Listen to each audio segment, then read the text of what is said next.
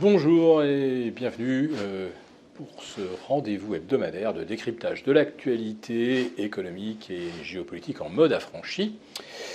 Je salue tous les abonnés de TV Liberté pour cet épisode que je vais intituler « La Chine peut nous mettre plus bas que terre ». En fait, la Chine nous tient littéralement par le biais de tous les métaux de base qu'elle exporte et qui nous sont complètement indispensables. Elle est également leader pour la fabrication des principes actifs de médicaments.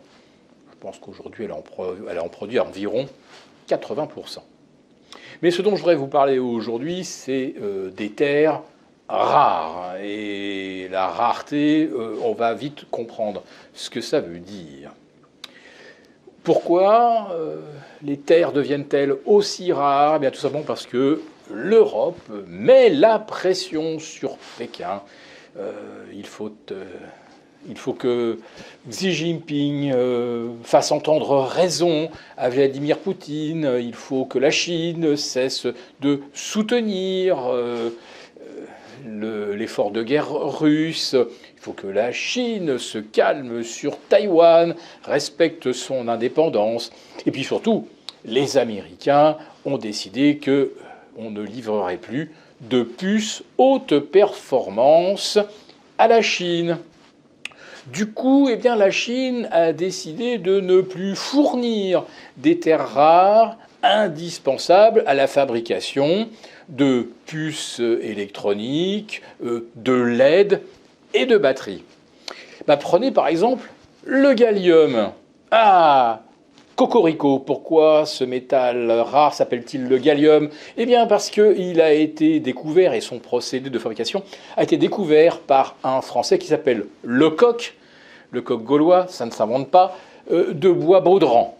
Le gallium est un superconducteur. Autrement dit, il améliore grandement la performance des composants électroniques, plus que le silicium. Bref, si vous n'avez pas de gallium, vous produisez des composants beaucoup moins efficaces, beaucoup moins performants.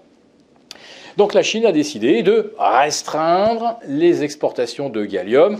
Pas de bol, 70% du gallium consommé dans le monde provient de Chine. Alors certes, le premier producteur individuel est une société japonaise, mais ils produisent du gallium au Japon pour leur propre usage. Sinon, effectivement, on dépend de la Chine. Et on ne devrait pas, figurez-vous, parce que le gallium est un sous-produit de la bauxite, Beau de Provence. On pourrait très bien produire du gallium en France. On a la matière première, sauf qu'on n'a plus le savoir-faire ni les usines pour le faire. Je crois qu'en France, on a produit du gallium jusqu'en 1999, et puis on a décidé de délocaliser ça, je crois, en Australie. Puis après ça, la Chine s'est emparée du marché. Donc en France, on a la bauxite. 95% du gallium est extrait à partir de la bauxite et seulement 5% à partir du zinc.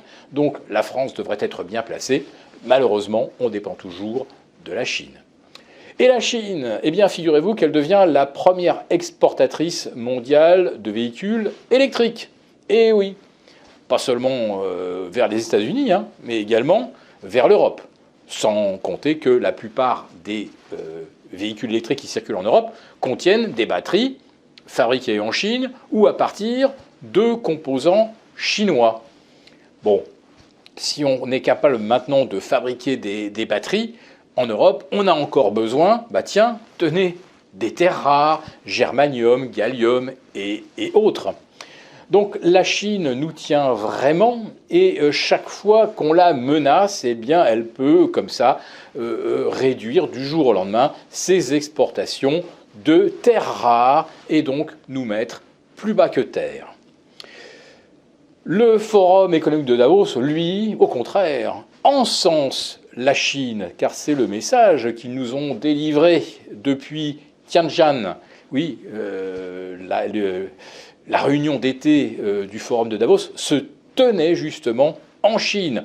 Et sa tenue a été honorée de la présence du premier ministre chinois, Li Qiang. Allez, l'étage au-dessus, c'était carrément Xi Jinping. Et Li Qiang et Klaus Schwab ont beaucoup discuté. Il y a eu des réunions privées, il y a eu des conférences communes. Donc on comprend très très bien que le forum de Davos et la Chine sont vraiment sur la même longueur d'onde. Alors, quelle est la capacité du WEF d'influencer les industriels européens ou Bruxelles? Nous n'allons pas tarder à le savoir parce que, je le répète, sans les terres rares chinoises, nos économies iront plus bas que terre.